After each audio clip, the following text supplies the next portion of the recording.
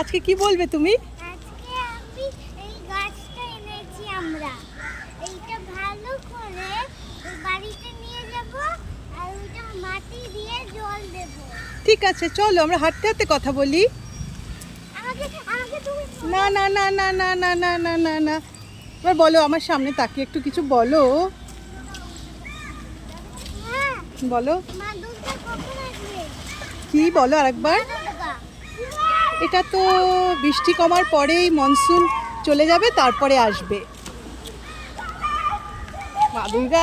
যখন আসবে আমরা কত জায়গাতে ঘুরবো, সব জায়গাতে ঘুরতে ঘুরতে দেখবো।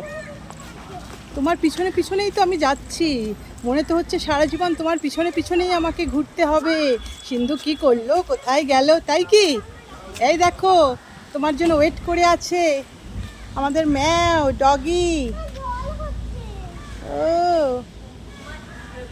মাথায় আদর করবে, লেজে কিন্তু নয়, মাথায় মুখের নিচে। ও বাবা হাই তুলছে।